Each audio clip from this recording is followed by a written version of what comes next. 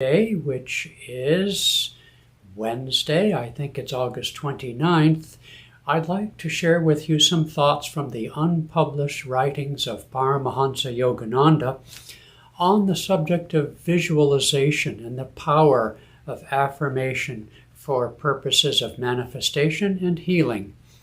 Last night at our meditation teacher training class, visualization was our subject. And looking through the unpublished writings of Yogananda, I came up with 3 quotations I'd like to share with you. First, I'd like to say that we don't live in an age where humanity has very much in the way of mental power. We look to geniuses like Nikola Tesla or Albert Einstein and people like that for examples of the powers of concentration that perhaps we'd all like to have. And yet the practice of meditation requires a focused mind and the ability to focus one-pointedly and concentrate the mind without tension, but with positive interest on the, quote, object of meditation. And so it is that though in this age people generally have poor memories and inability to stay focused, soundbite type consciousness. Nonetheless, in a few thousand years from now, according to the cycle of the ages, we will enter a mental age, an age of great mental power and telepathic abilities. Nonetheless, those of us especially who meditate can learn to develop our concentration and one-pointed focus on what we're doing, and can in that way enhance our power to manifest those things which are appropriate to our lives. So in 1937, Yogananda wrote, "Proper visualization by the exercise of concentration and will enables us to materialize thoughts, not only as dreams or visions in the mental realm, but also as experiences in the material realm."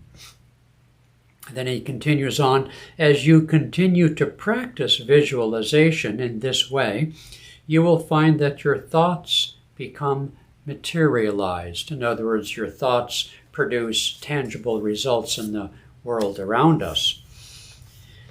Another quote on attitudes and health in 1935, he wrote, "The mind, being the brain, feeling, and perception of all living cells, can keep the human body alert or depressed. The mind is the king, and all its cellular subjects behave exactly according to the mood of their royal master." Just as we concern ourselves with the nutritive value of our daily food, so should we consider the nutritive potency of the psychological menus that we daily serve the mind. Last night in our class was the subject, or the question I should say, that when we see, let's say, a beautiful flower, are we projecting our sentiment, our appreciation of its beauty and color, etc., onto the flower? Or does the obvious beauty and harmony of that flower have its own kind of consciousness? Well, I think it's one of those both and kinds of things. Yogananda told the story how he was in Mexico on a little break he took, and before one of the most beautiful lakes in the world, Chapala perhaps, and he was standing next to another person, and he commented just how beautiful it was.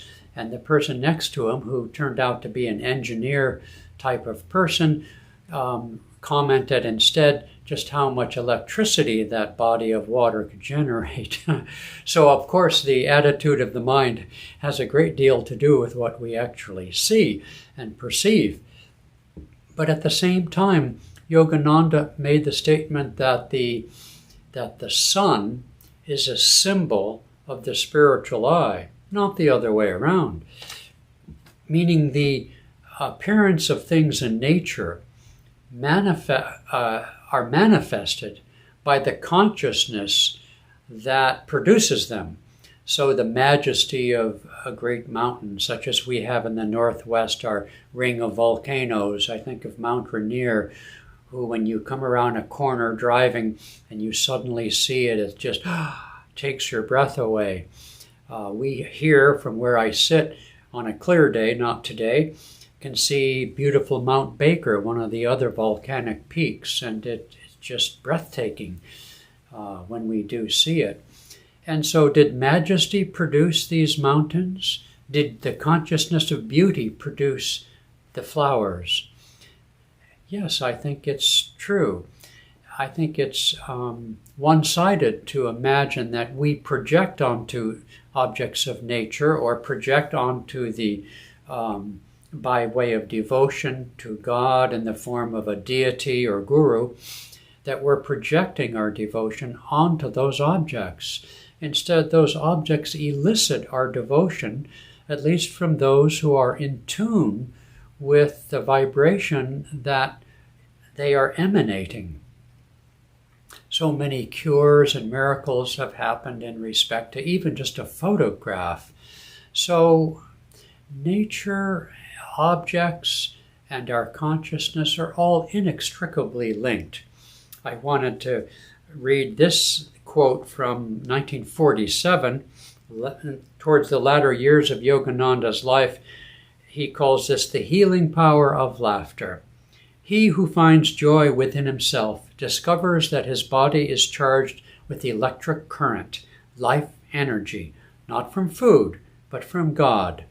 A genuine smile distributes the cosmic current prana to every happy cell, to every body cell.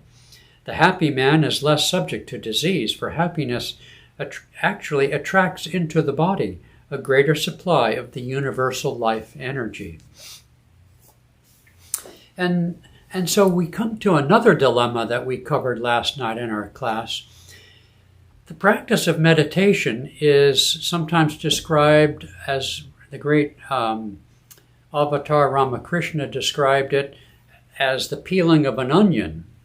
The Buddhists are particularly known for their description of the non-aspects of the meditative state. Neti neti, as the Vedantins, the Jnana Yogis would say, I'm not this, I'm not that. Buddha refused to describe in positive terms the highest state of consciousness. He simply said it what it was not. And that's valid because what it is beyond words, and completely fair. But the question is we look at meditation. Meditation is also often described as a letting go, as clearing the mind, relaxing the body, entering a higher state of consciousness. And so where does the process or the practice of creative visualization come in to the practice of meditation? It seems as if we're creating a false reality, a reality based on exactly the opposite of stanza 2 of the Yoga Sutras, wherein yoga is described as the neutralization of mental activity and feeling and so forth into a perfectly still, uplifted state of consciousness. So are these in opposition to each other? Well, it is said in India that you take a thorn to remove a thorn and then throw them both away. And so it is that a creative visualization, or even the creative image, let's say, of one's guru, an image of an angel, an image of the majesty of the mountain, the peace of the moonrise, the vastness of the ocean, the power of a waterfall or a rushing river, etc. That as we use these images to evoke higher states of consciousness, then they act as like that thorn. They attune our mind and our own vibration, our feeling, our perceptions, to something greater than ourselves.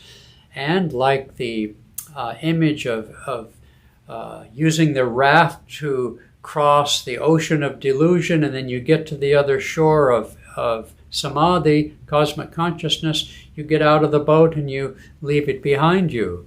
And so it is that a creative visualization can stir the natural love of the heart. The imagination is yes, what has created this world, what has created material things, but it also can be used in reverse, like reverse engineering, to go back to the next higher level of energy and the prototype of creation in order to not to make more tangible objects, but instead to put ourselves in tune with an ever increasingly higher vibration.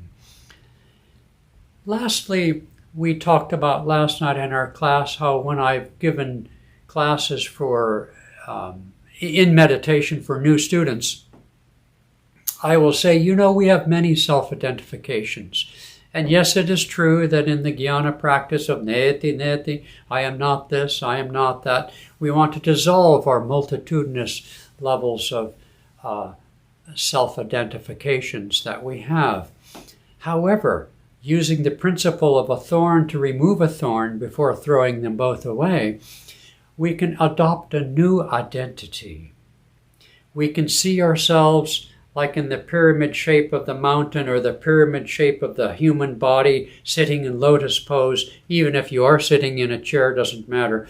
That we can see ourselves, I am a meditator. Better yet, I am a saint.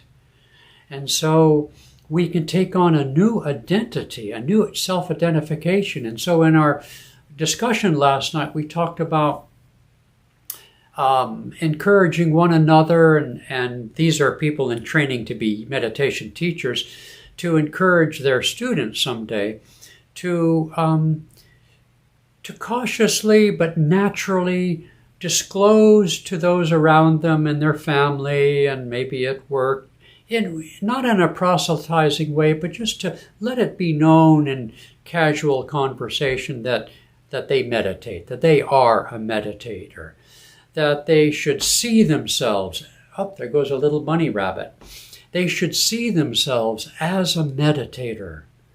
And what does that mean? Someone who's peaceful, accepting, someone who's filled with vitality and creative insights because attuned and tapped into that Akashic record, that higher vibration of the realm of the Om, from which all things have been made manifest. So creative visualization is one technique, one tool that we have to retrace our steps through the process of creation. When we have a creative idea, we say, I had an idea. It's true to say that, but it's even more true to say an idea came to me. And so when we learn to be open to that, yes, by stilling the mind, absolutely, but we can also still the mind by creatively attuning ourselves to the realm of creativity and potentiality that is the superconscious. Okay, great souls, that's it for today. Be creative, be happy, be